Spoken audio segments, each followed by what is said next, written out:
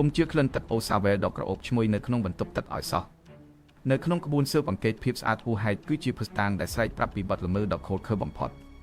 ម៉ោង 9 ព្រឹកលោកមេប៉ុស្តិ៍វិសាលឈានជើងចូលទៅក្នុងផ្ទះល្វែងរបស់រិទ្ធីកំពុងអង្គុយផឹកកាហ្វេធ្វើប្រងើយហាក់គ្មានរឿងអ្វីកើតឡើងគឺលោកប៉ូលីសខ្ញុំប្រាប់ហើយតើប្រពន្ធខ្ញុំនាងរៀបវ៉ាលីចុះចេញពីផ្ទះតាំងពីយប់មិញម្លេះផ្ទះនេះគ្មានមនុស្សតតែសោះរិទ្ធីនិយាយទាំងស្នាមញញឹមជឿជាក់វិសាលមិនមាត់គាត់ដើរត្រង់ឆ្ពោះទៅកាន់បន្ទប់ទឹកក្លិនសាប៊ូនិងទឹកលាងសម្អាត Bleach Sodium Hypochlorite ភីឡើងយ៉ាងខ្លាំងអត្តការពណ៌សភ្លឺរលោងគ្មានធូលីមួយគ្រាប់ជាតជាច្រើនគិតថាឲ្យតែដុសលាងសម្អាតដោយប្រើសារធាតុគីមីនោះដានឈាមនឹងរលាយបាត់អស់គ្មានសល់វិសាលងាកមកញញឹមចុងមាត់ជាលោកដុសលាងបានស្អាតល្អណាស់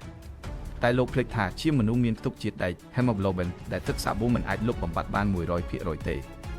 រំពេចនោះវិសាលបញ្ជាឲ្យកូនចាប់បិទភ្លើងក្នុងបន្ទប់ទឹកឲ្យងឹតស្លុបរួចបាញ់សារធាតុគីមីម្យ៉ាងឈ្មោះថា Luminol ទៅលើកម្រាលអាត់ព្រឹបពន្លឺពណ៌ខៀវស្រងាត់បានភីពន្លឺឡើងពេញកម្រាលអាត់បង្ហាញជាស្នាមអូទីនយ៉ាងសាហាវរិទ្ធីញោមមាត់តែប្រឹងតបត់ដោយចំណេះដឹងដែលខ្លួនលួចរៀនពីក្នុងកុនក៏លោកកុំមកបោក Luminol ក៏មានប្រតិកម្មជាមួយទឹកអូសាវ៉ែបញ្ចេញពន្លឺខៀវដែរនោះគ្រាន់តែជាពន្លឺទឹកសាប៊ូទេឆ្លាតមែនវិសាលទេដៃតិចត្រូវឲ្យទឹកអូសាវ៉ែធ្វើឲ្យ Luminol បញ្ចេញពន្លឺប៉ុន្តែវាភ្លឺតែមួយផ្លេតរួចក៏រលត់ទៅវិញយ៉ាងលឿនតែលោកសម្លឹងមើលទៅមាត់រន្ធបង្ហូរទឹក flow drain នោះទៅមើលពន្លឺខៀវនៅតែភ្លឺជាប់រហូតព្រោះវាជាប្រតិកម្មជាមួយឈាមពិតប្រាកដ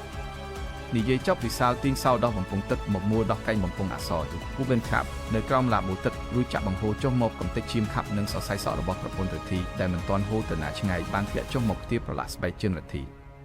លោកសម្អាតផ្ទៃខាងលើបានល្អណាស់រិទ្ធីតែលោកភ្លេចថាតាមច្បាប់រូបវិទ្យាឈាមខាប់ជាងទឹកហើយវាលីលំនឹងសរសៃសក់ទឹកក៏ស្ទះនៅកែងបំពង់ទឹកនេះដែលលោកមិនអាចលូកដុសលាងបានវិសាលសង្កត់សម្លេងប្រាវ